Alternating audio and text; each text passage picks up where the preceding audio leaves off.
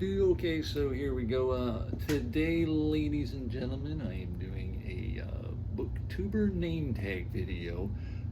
This was originally created by Aaron Read a Book. I was tagged by Kelly at Books I'm Not Reading, and then again by Gavin at Genre Books. Uh, because I overthought this, I didn't think I'd be doing this. So for you people like me who are going to have Alzheimer's in about 10 years, these are not questions that you have to try to match to other booktubers' names. Someone's already done that for you. They came up with a list of booktuber names and made questions about them that pertain to the name. You don't have to do anything but answer the question. I didn't think I'd be doing this until I realized, that's the same as the other guy, so this is done for you. So don't be confused like I was. I like to think my brain works, but when it doesn't, it really doesn't. Anyhow, so right off the bat, we will get started here. The first prompt, the channel name is Books I'm Not Reading. And the question is a book that's been on your TBR forever. I got two because they're the same series, same author, by Harry Harrison. The Adventures of the Stainless Steel Rat and A Stainless Steel Rat is Born. So this was in 1970 something it came out. This one came out in 85. I've owned these both. I got these out of a used bookstore in, I want to say, like 1996. So that's 14, 24, 28 years. These things have been journeying from place to place. I lived in an apartment in one city, gave that up to go be on the road as a truck driver for about a year and a half. So these were put in storage.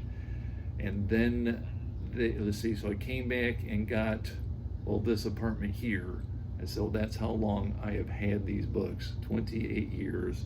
And finally, just even put them in order when I redid all my books and bookshelves and everything. And 28 years, I don't know when I'll get to them. These are basically a criminal, science fiction criminal something or other. When the legendary Special Corps finally corners the one man in the universe that no prison can hold, they have two choices: either kill him, no easy task, or hire him for a one-way assignment to the weirdest and deadliest planets in the galaxy. Sounded good to me at the time. I never got around to reading them. But second one, the channel name is Novel iDeea, and iDeea is spelled I-D-E-E-A. A book with an interesting premise or plot device. This became one of my favorite reads of all time. This is Senlin Ascends, and the title character is Senlin. And what happens here is Senlin here, throughout it's a 4-book series, and Senlin's pretty smart, except right into the beginning, he and his wife go on a honeymoon to a place that has a reputation for wives and women getting kidnapped. And right off the bat, his wife gets kidnapped. Hey, let's go our separate ways for a minute. And she winds up missing. And the whole series is about him searching for his wife, primarily in the midst of this tower. So this is your big plot device. This is Babel. Now, I had trouble scaling this thing because you see how big it is there. That would have been enough, but at one point there's an airship that gets in one of these levels, and they're having to essentially search the landscape, and for this airship to get in there and have room to maneuver and whatnot and look around, these levels have to be gigantic. So minimum a mile in diameter, and probably more like 2 miles in diameter. And then I don't know how tall you can't just have only 1,000 feet and expect this airship to get around in there. So these could be, but think about how high a mile is. So it didn't quite, I was having trouble squishing all that together as I read through about the size of this tower. But it's damn good reading. This is, the first book is a bit satirical, I think. At one point you can get free beer, but you have to get on a merry-go-round and pedal it yourself. So there's rich over the poor, or power over the rich have over the poor going on there. The other 3 books, I feel like they dropped the satirical part of it completely and just go on with the, I guess, a serious story, if you want to call it that. Your third prompt here, Revenant Reads, a book where someone has returned from the dead. This is Medusa Uploaded. Who wrote this? Emily Davenport. This was a nice surprise, but I think this was an impulse buy when I got it. This is a generation ship. It is a giant cylinder rotating for gravity. People live on the inside. It's heading for another star. There is a ruling class and a whole bunch of people that they rule over. And your title character here, the way you get rid of people you don't like or that the rich don't like is for them to throw you out an airlock, and there you are between the stars, dead corpse floating around. So they do that to her. Only she is rescued by a piece of technology. So cheating a little, she literally come back from the dead, but as far as they're concerned, she's dead. And this piece of technology, it is, Medusa uploaded this robotic suit. It enshrouds you, it's got a helmet, and from the helmet there are all these like appendages that, and when she's in this, she's essentially unbeatable. And there's something she has challenges, of course, but there's something I like about something that can just run everybody over and give the bad guys their comeuppance, but it is not without its problems. There is a sequel to it I did not quite like as much. Both are actually, they're very good books. Medusa Uploaded. Let me get these out of the way. Number 4. CriminOlly, that is spelled CriminOlly, a book where a crime takes place. I'm going to do a little cyberpunk here. When Gravity Fails by George Alec Effinger. There are 3 books in this series. This is, the world is falling apart quite a bit. This is the Middle East, and it is probably the most stable place in the world. This is an underground area. Even though there is strict policies about behavior, there is a piece of it that is basically a criminal underworld. And here we have this guy leading the way, and there is a serial killer loose, horrifyingly taking the lives of its inhabitants of the city. And the crime lord of this city decides to take this guy and pull him out of his usual sort of detective / mercenary life to say, you're working for me now and you're going to stop this guy. And the way you're going to do that is to get wired up, and he does not want to do this. You get plugs in the back of your head, you get brain interfaces, and this is not like a lot of cyberpunk like this has some kind of wireless connection to an internet or some kind of like the Matrix. You plug something in and you're in virtual reality. This is behavior modification. It's, I can plug in a chip of John Wayne and I become John Wayne. I can plug a chip in that allows me to speak French. Or become a math wizard, that kind of thing. He usually only get 1 plug. He's given 3, so he has the weapons necessary to find this killer. And this is a good character study, I think, of this fellow. What's his name? Audrey. And 3 books worth of his inner thoughts. He is the only viewpoint character. He's done very well. The author has since passed away. There was going to be a 4th book, but never came about, of course. Outstanding reading there. Number 5, Book Time with Elvis. A book about time travel, or someone named Elvis. Well, I couldn't think of anything I have with Elvis in it. This awesome thing, All You Need Is Kill by Hiroshi Sakurazaka. All You Need Is Kill. This there's quite a bit of Japanese fiction that got translated and has been making its way to the United States, and this is one of them. There was a movie made of this called Edge of Tomorrow, starring Tom Cruise. I actually really liked. I had my doubts about it. I actually wound up liking it. This is badass. This is fun, and this is fast. Alien invasion. They drop bombs, but these bombs have an effect on time, and so he keeps going back and having to start over and trying to get better and better and better. There's another famous suit warrior, because they do wear battle suits when they go in against these aliens. He winds up having a relationship with this person, and this is their tale as they go through this alien invasion, having to deal with what is essentially a Groundhog Day in warfare. Wow. Number 6, middle of March. Middle of the, I don't understand the channel name. Middle of the Book March? Is that the channel name? Your favorite book that you read in March. So I was still not quite doing individual book things. I think I was summarizing some series for people, but right there at the end of March, I did a review of it in the very beginning of April. Annihilation by Jeff Vandermeer, and I had seen the movie before. The movie in this book are two different things. So if you've read the movie, you're not going to be spoiled for this, and if you read this, you are not going to be spoiled for the movie. This is really, really good. I don't know I'm going to call this eventually a book of a year, but this will be a contender if I decide to do one of those videos in about 6 months.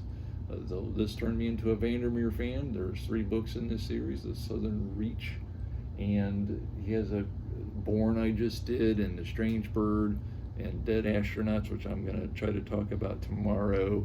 So this will make you a Vandermeer fan. This is lots of fun. Annihilation. Number 7, Book Buds, a book with a great friendship. I don't know what I did with the stupid cover of it. Project Hail Mary by Andy Weir. So read The Martian. That was Andy Weir's introduction to the world. There was another book called Artemis, which takes place on the moon. So this takes place between the stars. Something is eating the sun.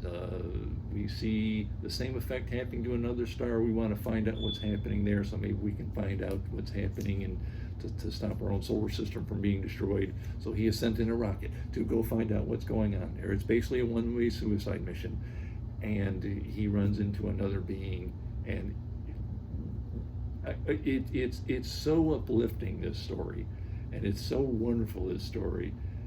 Usually it's always about the conflict between species, and this is not, and has one of the coolest uplifting endings in any book I've ever read. And there is a movie going to be made with this, starring Ryan Reynolds, and I cannot wait for that one. Number 8, Obscure Book Adventures, a book that you love that never gets talked about.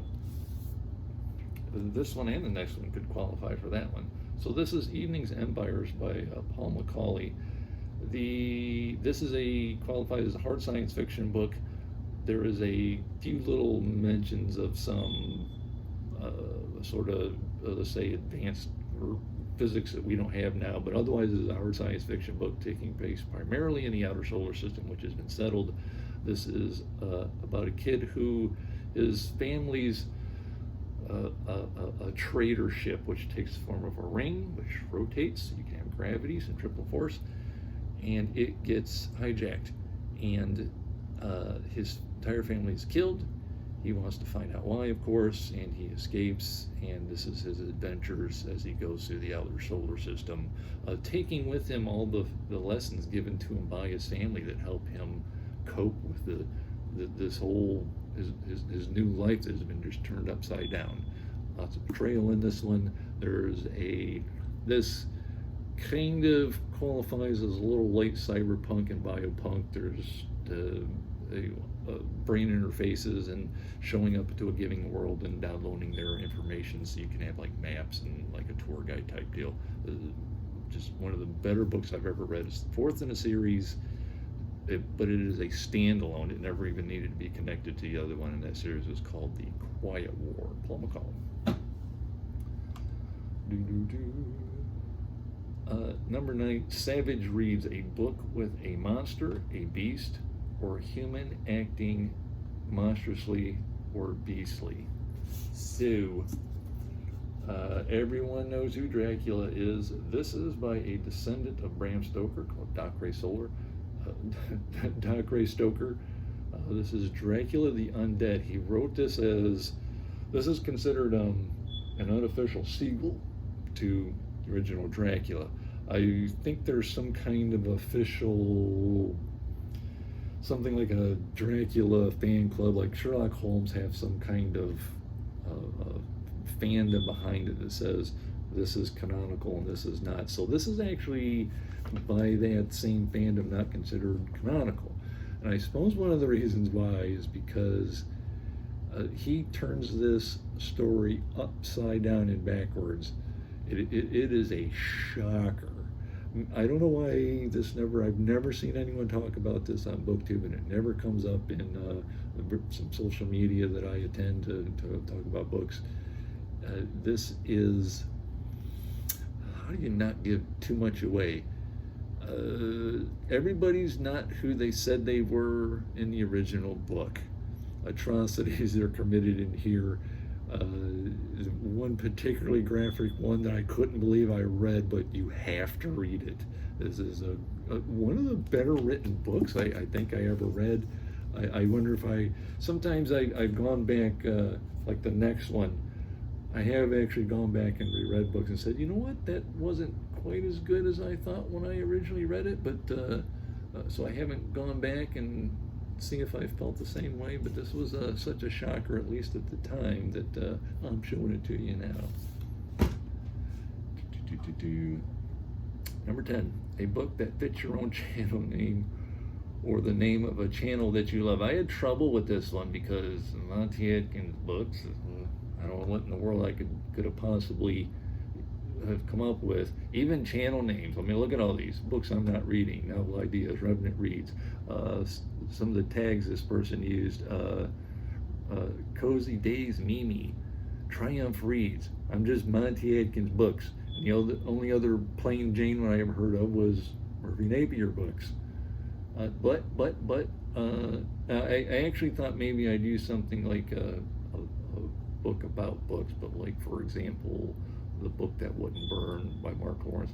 I really enjoyed that much, so I didn't want to like try to recommend it. But I thought to myself, look at all these books, which I forgot to turn the light on back there, so there's all my shelving back there, and there's another view I use with shelving behind me. I'm surrounded by all these worlds, and so here we have Ready Player One by Ernest Cline, which is about traveling through various virtual worlds. This blew me away at first. I did reread this, like I said, and didn't quite punch as much as I recalled it did when I first read it, but I still liked it.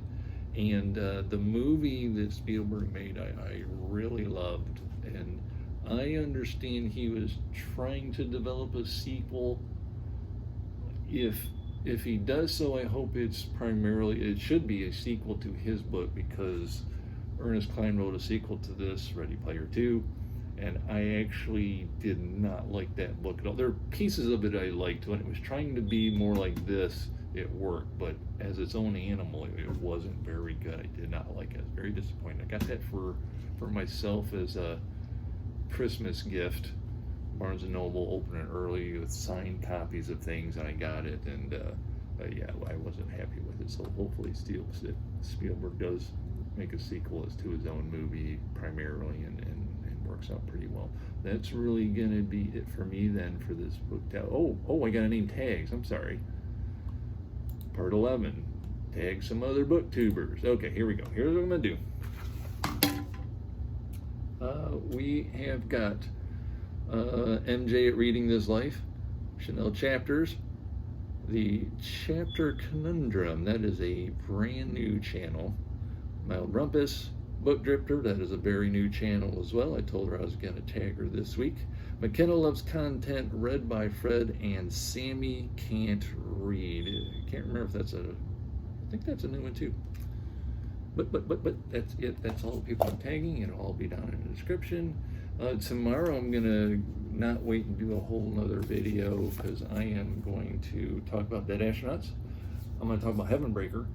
And then I guess I'm gonna wind up doing a recap of everything I've read A, since I've been a booktuber, and B, since it is 6 months and a lot of people are doing 6-month recaps, so I thought I'd do one, so I'm going to do that tomorrow, so you get another video within 24 hours.